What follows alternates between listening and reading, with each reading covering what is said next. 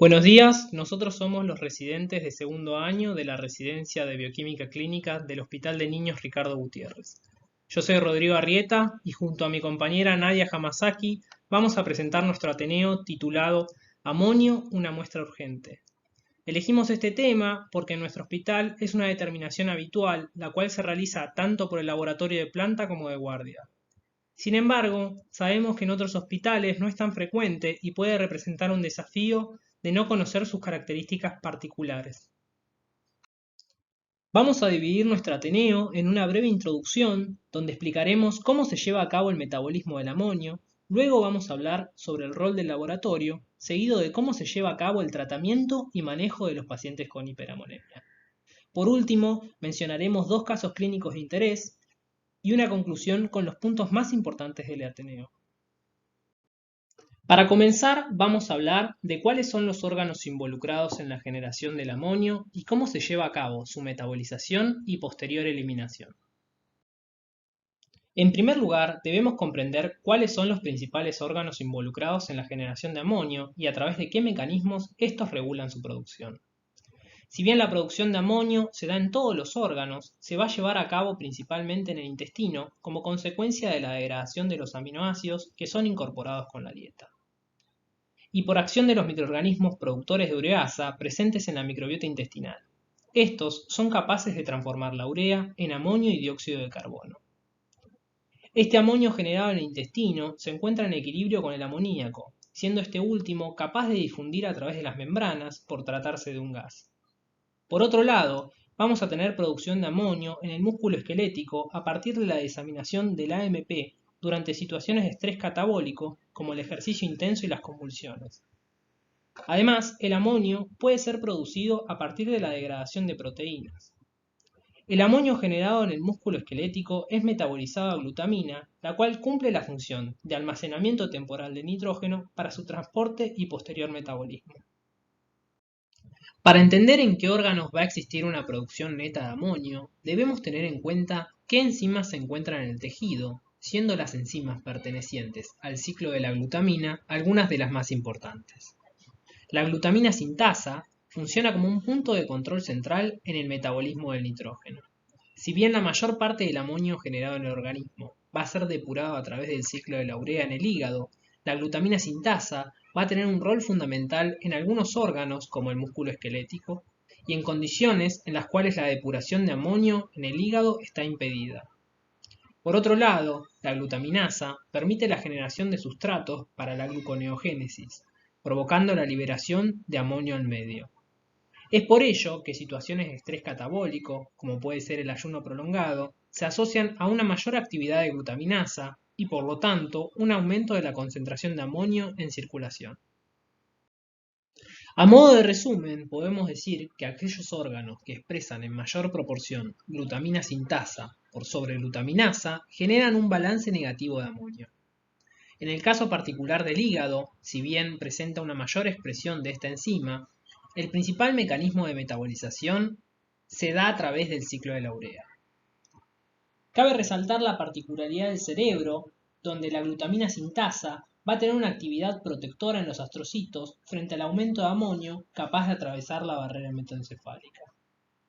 Por último, podemos mencionar los casos del músculo cardíaco y esquelético, los cuales expresan una gran proporción de glutamina sintasa. Este mecanismo no es muy eficiente para depurar amonio, sin embargo, si tenemos en cuenta el volumen ocupado por el músculo esquelético, podemos ver cómo esta vía alternativa cobra importancia cuando la depuración hepática se encuentra impedida. Como ya dijimos, el intestino constituye la principal fuente de amonio, generando un balance positivo. En los riñones se encuentran expresados tanto la glutamina sintasa como glutaminasa. De esta manera es capaz tanto de generar como de degradar glutamina. Si bien el balance pareciera ser neutro, en condiciones de hiperamonemia, los riñones son capaces de excretar más amonio del que generan, dando como resultado un balance neto negativo. Como dijimos anteriormente, el hígado va a ser el principal encargado de la depuración del amonio a través de dos mecanismos. En primer lugar, los hepatocitos cercanos a la vena porta van a expresar en mayor proporción las enzimas del ciclo de la urea. Esta vía metabólica tiene una alta capacidad para depurar tanto amonio como glutamina, pero una baja afinidad, y es la que lleva a cabo el mayor porcentaje de la depuración de amonio en el organismo. Por otro lado, los hepatocitos perivenosos, a través de la actividad de la glutamina sintasa, van a depurar el amonio que escapa a la acción de los hepatocitos periportales. Esta vía cuenta con una alta afinidad pero una baja capacidad. El objetivo de su ubicación es la depuración de todo el amonio que escapa a la acción de los hepatocitos periportales. Como ya dijimos, el metabolismo del amonio se lleva a cabo en el hígado a través del ciclo de la urea. Esta transformación es catalizada por 6 enzimas: la N-acetilglutamato sintetasa, la carbamoil fosfato sintetasa, la ornitina transcarbamilasa, la arginino succinato sintetasa, la arginino succinato liasa y arginasa. La acción de las primeras 3 enzimas tiene lugar en la mitocondria generando citrulina, la cual sale al citosol para generar urea luego de la acción de las enzimas restantes. Esta será eliminada posteriormente con la orina. La actividad del ciclo de la urea no depende exclusivamente de estas 6 enzimas, sino que la regulación se produce también a través de otros sistemas, como por ejemplo de transportadores de membranas.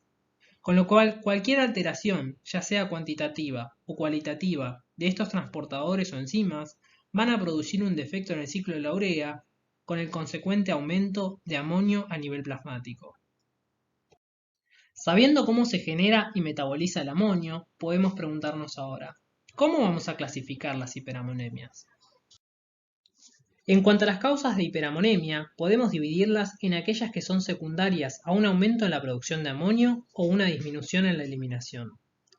Un aumento en la producción de amonio puede ser generado por el aumento en la carga proteica, ya sea por hemorragias intestinales, mieloma múltiple o nutrición parenteral, siendo esta última la alternativa más frecuente en nuestra población. El aumento del catabolismo también puede generar un aumento de amonio en circulación, como en el caso del ayuno prolongado, la desnutrición, convulsiones, ejercicio intenso y rabdomiólisis. En algunos casos, puede ser generado por infecciones urinarias por bacterias productoras de ureasa, siendo las más frecuentes Proteus y Klebsiella. Por otro lado, las hiperamonemias pueden ser causadas por una disminución en la eliminación de amonio.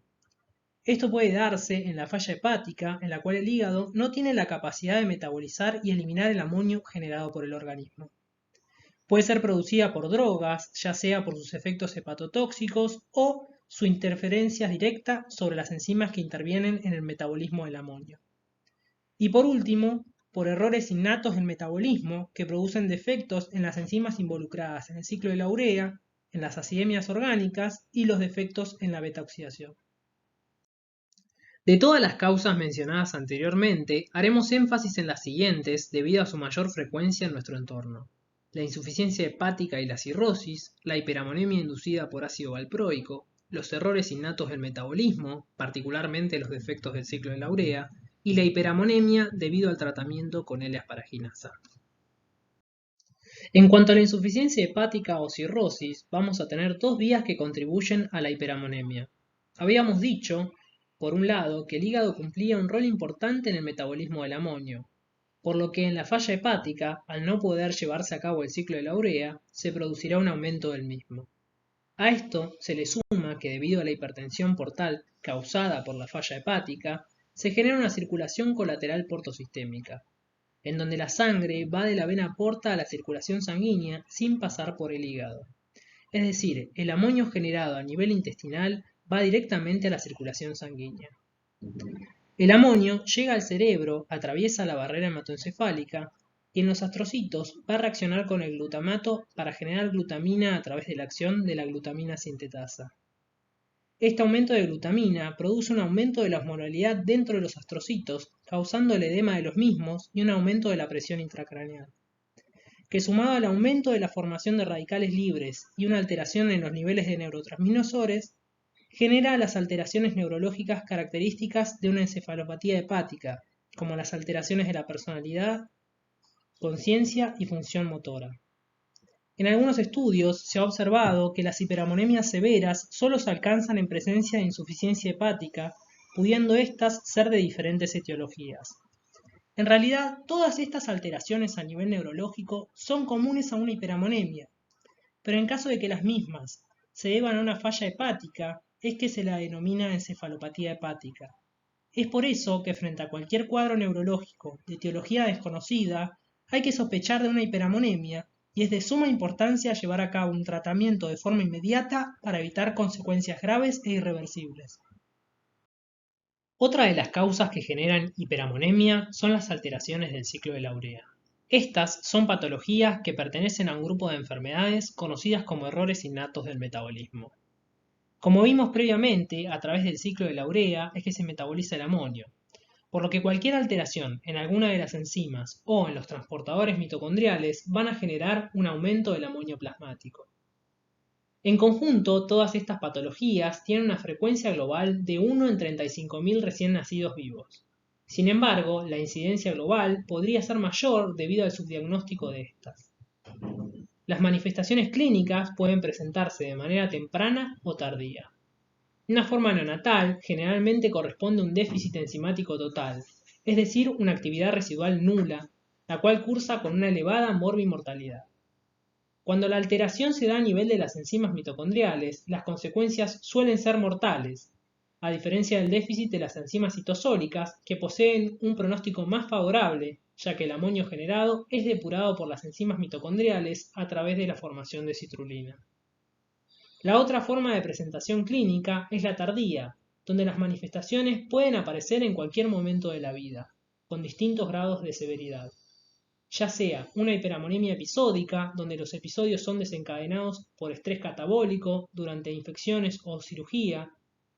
Además, los síntomas suelen ser inespecíficos como retraso del crecimiento, enfermedad hepática crónica, trastornos del comportamiento y deterioro cognitivo.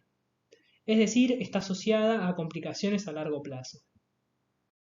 El perfil habitual de un recién nacido con defectos del ciclo de la urea cursa con hiperammonemia, alcalosis respiratoria con anión GAP normal y un patrón de aminoácidos característico, con glutamina elevada y arginina disminuida. Según la enzima en particular que esté siendo afectada, se verá un patrón de aminoácidos específico, siendo valores de citrulina mayores a 500 nanomol mililitro sugerentes del déficit del arginino succinato sintasa.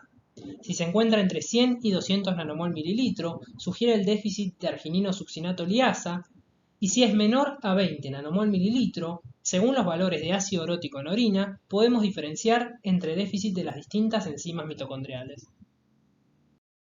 Por otro lado, tenemos la hiperammonemia inducida por ácido valproico como un ejemplo de hiperammonemias producidas por fármacos. El ácido valproico ha sido utilizado en el tratamiento de la epilepsia durante más de 4 décadas.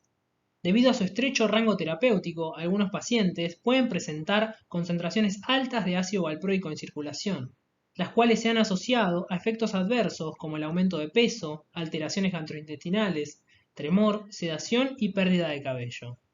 Otros efectos adversos más severos incluyen la aplasia medular, trombocitopenia y leucopenia, hepatitis fulminante, pancreatitis y el tema que nos atañe, la encefalopatía hiperammonémica inducida por ácido valproico.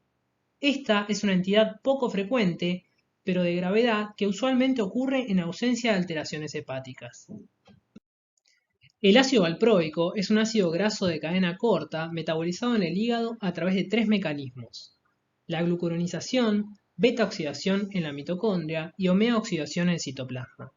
Normalmente, la beta-oxidación es la principal vía metabólica, la cual genera metabolitos no tóxicos. Sin embargo, cuando los niveles del ácido valproico son muy altos, el ácido valproico pasa a ser sustrato de omega-oxidación. Esta vía genera metabolitos hepatotóxicos que afectan la producción de urea debido a su acción directa sobre la carbamidil fosfato sintasa y el N-acetilglutamato, siendo el ácido propiónico el metabolito más representativo. Además, el ácido valproico produce una marcada disminución de las reservas de acetil-CoA y L-carnitina debido a su unión directa y la inhibición de la reabsorción tubular a nivel renal, produciendo el descenso de los sustratos del ciclo de la urea. Otro ejemplo de hiperammonemia lo compone el tratamiento con L-asparaginasa. La asparaginasa es una parte integral del tratamiento de la leucemia linfoblástica aguda, así como también en el linfoma de Hodgkin. La asparaginasa hidroliza la asparagina en ácido aspartico y amonio. Como las células leucémicas son incapaces de sintetizar asparagina debido a que carecen de asparagina sintetasa, el agotamiento de la asparagina intracelular conduce a la inhibición de la síntesis proteica, lo cual lleva a la muerte celular por apoptosis. Esta asparaginasa, sin embargo, no afecta a las células sanas, ya que las mismas poseen actividad de asparagina sintetasa, garantizando así una correcta síntesis proteica. Ahora que conocemos algunas causas, podemos preguntarnos, ¿cuáles son los signos y síntomas de la hiperamonemia y por qué se trata de una urgencia clínica? Los síntomas son inespecíficos y varían con la edad del paciente y con el nivel de amonio. Entre los hallazgos más comunes se encuentran los vómitos, insomnio, dolor abdominal, puede haber cambios en la personalidad e irritabilidad. A medida que los niveles de amonio van incrementando, pueden aparecer signos como las convulsiones, la pérdida de la conciencia e incluso en casos más graves se puede llegar al coma, la falla respiratoria y la muerte. El diagnóstico o tratamiento tardío de la hiperamonemia, independientemente de la etiología, puede provocar un daño neurológico grave y un resultado potencialmente fatal, por lo que se convierte en una emergencia médica cuando está presente. Por eso es importante hacer un diagnóstico de forma rápida e iniciar un tratamiento lo antes posible. A continuación, mi compañera Nadia Hamasaki les hablará acerca del rol del laboratorio en la determinación del amonio. En cuanto a la preanalítica, hay ciertas consideraciones a tener en cuenta. La muestra de elección es el plasma obtenido con ECTA en una extracción sin lazo, ya que la isquemia producida por el lazo y la contracción muscular pueden causar la liberación de amonio, lo cual llevaría a resultados falsamente aumentados. La centrifugación, de ser posible, debe realizarse en frío, y en caso de no procesar la muestra de manera inmediata, debe conservarse en frío o proceder a separar el plasma del paquete globular, ya que de no ser así se produce un incremento del amonio, pero debido a la liberación por parte de los eritrocitos y a la desaminación de los aminoácidos plasmáticos. Otra de las cuestiones a tener en cuenta es que los niveles de amonio pueden estar influenciados por el grado de hidratación del paciente. En caso que las muestras se deriven a otra institución, se debe enviar el plasma separado del paquete globular o, en su defecto, el tubo refrigerado. Además, debe enviarse la orden correspondiente. Junto con la muestra, debe enviarse también una muestra testigo, en donde ambas deben ser expuestas a las mismas condiciones. Como muestra testigo, se debe enviar una muestra de plasma en tubo de ECTA de otra persona, pero que posea amonios normales. Esta persona no necesariamente debe tener la misma edad del paciente, y además, teniendo en cuenta que los neonatos poseen valores más elevados, su muestra no debe ser remitida como testigo. Este proceso se lleva a cabo con el objetivo de asegurar que los resultados obtenidos reflejan el estado real del paciente y que no se vieron alterados debido a una incorrecta preservación y o transporte. En caso de obtenerse valores elevados de amonio, tanto en la muestra a evaluar como el testigo, el resultado no podrá ser validado, ya que éste podría encontrarse aumentado debido a errores en la etapa preanalítica. La muestra es estable a temperatura ambiente durante 30 minutos. De no ser procesada a la brevedad, debe ser conservada en heladera de 2 a 8 grados centígrados hasta las 2 horas. Si bien la muestra puede ser estable por más tiempo a menor temperatura, es importante tener en cuenta que se trata de una determinación de urgencia y debe ser procesada cuanto antes. En cuanto a los valores de referencia, podemos ver cómo varían según la edad del paciente, por lo que para determinar una hiperamonemia hay que tener en consideración que los recién nacidos y los niños hasta 2 años manejan valores superiores a los adultos. En la siguiente diapositiva vamos a ver cómo varían las concentraciones de amonio en diferentes muestras en función del tiempo, es decir, desde que ingresan hasta las 2 horas posteriores cuando las mismas son dejadas a temperatura ambiente y sin separar el plasma del paquete globular. Estas pruebas fueron realizadas en el Laboratorio de Química de nuestro hospital con el objetivo de ver la influencia del factor tiempo en la determinación del amonio, y lo que se puede observar es que en los pacientes con concentraciones normales de amonio hay un leve incremento. Sin embargo, a niveles basales elevados, como podemos ver en este gráfico, existe un aumento marcado de la amonemia que puede llegar a duplicar el valor inicial en solo 2 horas. Y finalmente, en este último gráfico podemos ver cómo aumenta con el correr del tiempo el nivel de amonio en un paciente que está en tratamiento con L-asparaginasa. En este último caso se parte de valores basales más elevados por las causas ya mencionadas, pero además es fundamental destacar que la asparaginasa sigue actuando in vitro, razón por la cual es fundamental que la muestra sea procesada de manera inmediata. Otro de los casos en que también es fundamental un rápido procesamiento es en el caso de las muestras de pacientes con gamma GT elevadas, ya que se vio que esta enzima acelera la desaminación proteica, aumentando así los niveles de amonio en circulación. En nuestro laboratorio, la determinación del amonio es llevada a cabo en el equipo de COBAS C501 de Roche. Esta determinación se realiza tanto en planta como en la guardia, ya que se trata de una determinación de urgencia. Es un método enzimático de punto final en el cual la señal generada es proporcional a la concentración de NADP formado e inversamente proporcional a la absorbancia. El rango de linealidad, según el fabricante, es de 17 a 1703 microgramos por decilitro y se trata de una determinación bastante robusta, ya que se verá interferida solo con índices elevados de ictericia, hemólisis y lipemia.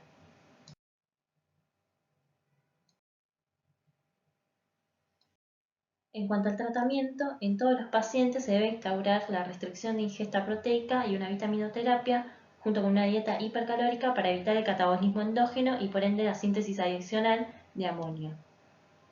En el caso de las descompensaciones más graves es necesario restringir completamente la ingesta proteica, es decir, 0 proteínas, pero la misma no debe extenderse más allá de las 48 horas.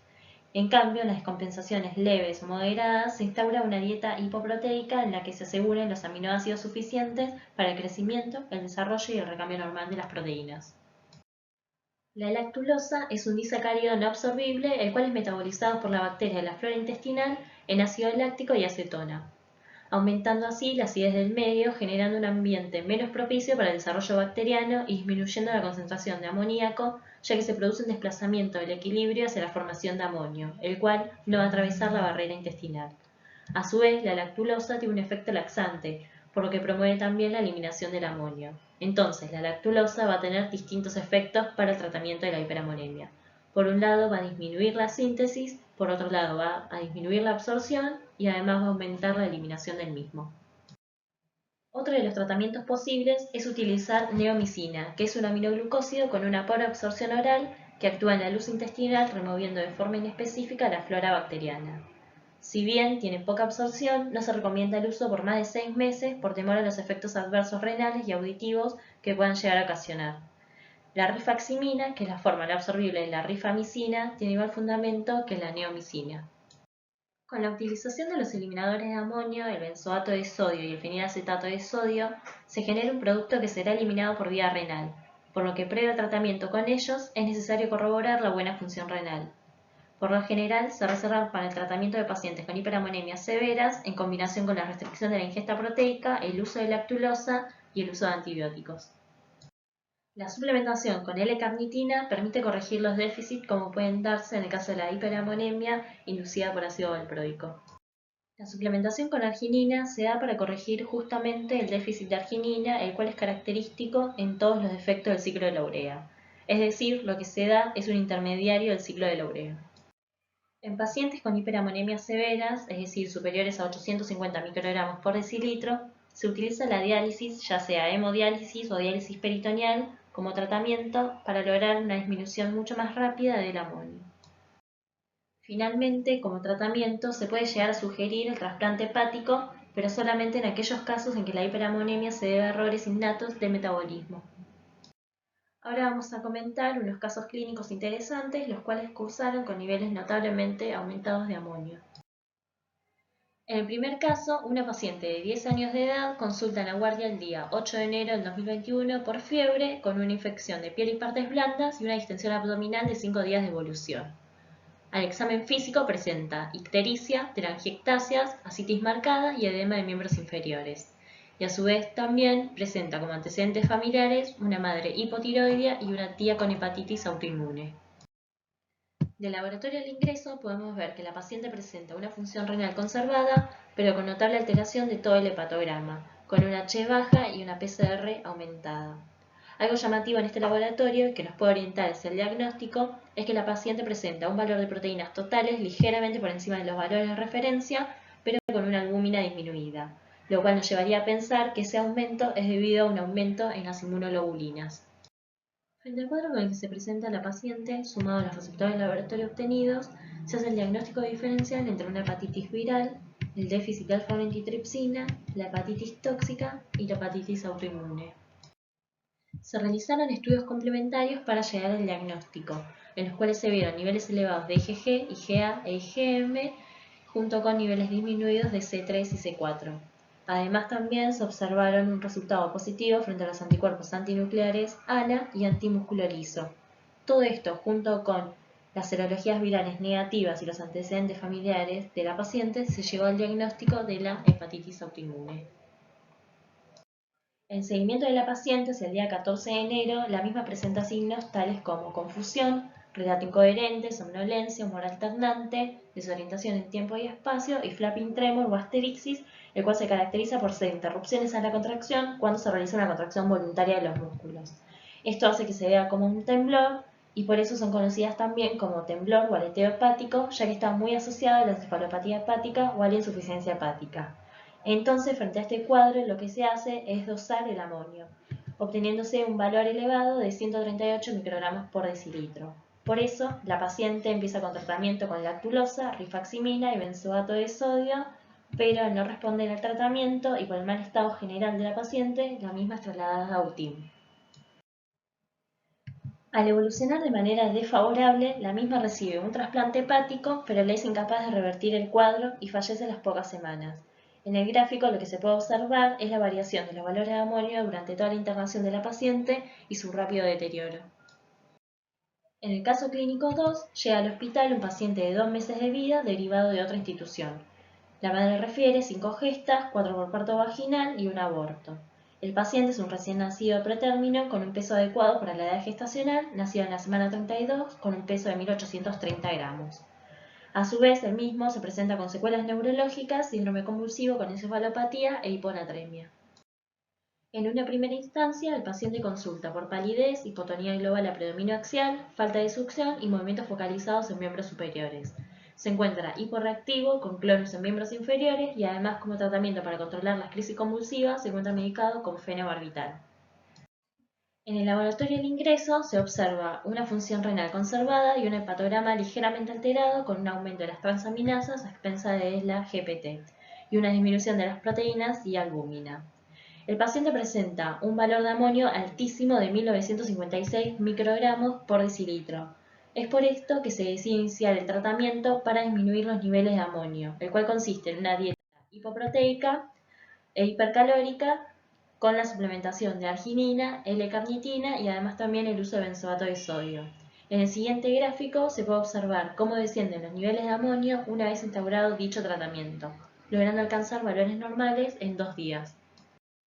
En base a la clínica y los resultados de laboratorio se sospecha una enfermedad metabólica.